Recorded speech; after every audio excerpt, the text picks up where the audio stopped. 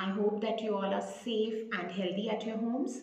So, today I'll be taking up the lesson of biology, that is, lesson endocrine system. So, first of all, we'll talk about what is endocrine system.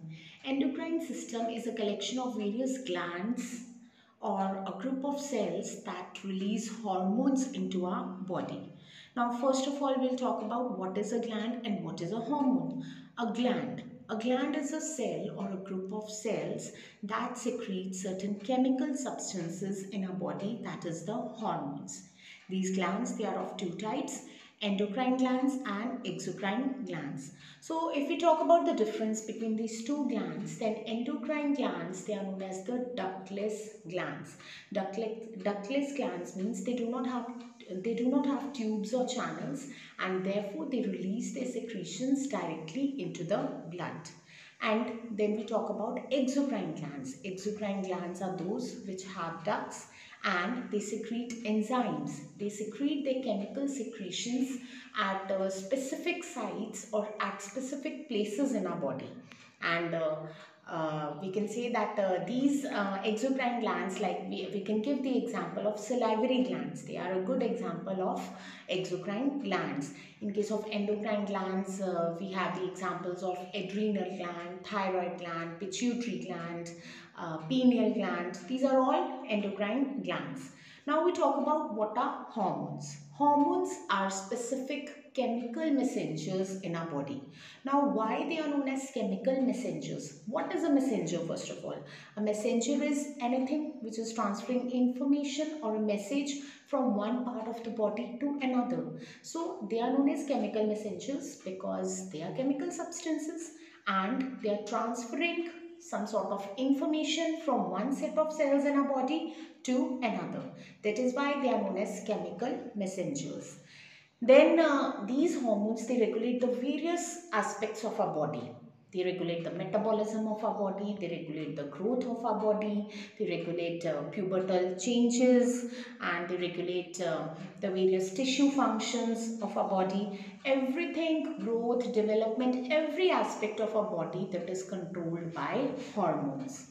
Now we talk about the characteristics of these hormones.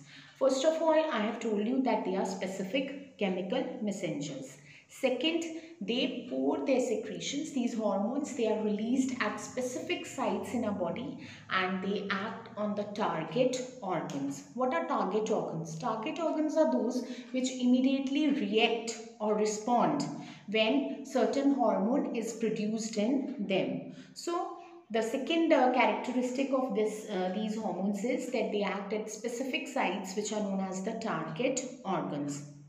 Third is that these hormones, they are mostly proteinaceous in nature or they are steroids. Proteinaceous means they are in the form of proteins. Each hormone is made up of hundreds of amino acids. They join together to form proteins. So we can say each hormone is made up of a long chain of amino acids. Means they are in the form of proteins. And what are steroids? Steroids are some chemical substances that either occur naturally in our body or they can be artificially introduced in our body. Like suppose if there is malfunctioning of any particular hormone in our body, then in that case the doctor strongly recommends the use of steroids. So it means we can say that the certain chemical substances in the form of medicines, they can be artificially introduced inside our body. And then we have the fourth feature of these hormones, that they immediately disappear after their action is over. Then fifth characteristic is that they are released directly into the blood stream. Then these hormones, they are secreted in very small amounts by the endocrine glands. So these were some of the basic characteristics or features of these hormones. Now we talk about the different endocrine glands in our body. We have different sorts of endocrine glands in our body, like we have the pineal gland, adrenal gland, pituitary gland, which is also known as the master gland of our body. Then we have the thyroid gland, the largest gland in our body. We have pancreas, we have ovaries in case of females and testes in case of males. So different sorts of endocrine glands are present in our body. First of all, we'll take about what is pituitary gland. Pituitary gland is very small. It is about the size of a corn and it is located at the base of our brain.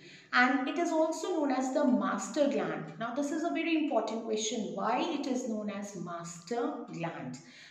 Pituitary gland is known as master gland because it releases many hormones that control the working of other endocrine glands. Means it is causing the other endocrine glands to release their hormones. So since it is regulating the working of other endocrine glands also, so it has many regulatory functions. So that is why it is known as the master gland of our body. And the important hormone which is produced by this pituitary gland is the growth hormone. So now we talk about the hypersecretion, that is overproduction of this growth hormone, and hyposecretion, that is the less production of this growth hormone. Now this overproduction of growth hormone, it results in a condition, it causes the lack of production of this growth hormone. It results in two conditions, that is the person, he can grow as a midget or as a dwarf. Midget means a very small person. His growth of the body, it does not take place, the growth has stopped. And dwarf also, as the name suggests, dwarf is a person who has very short height. His arms and legs are very short compared to the other parts of the body.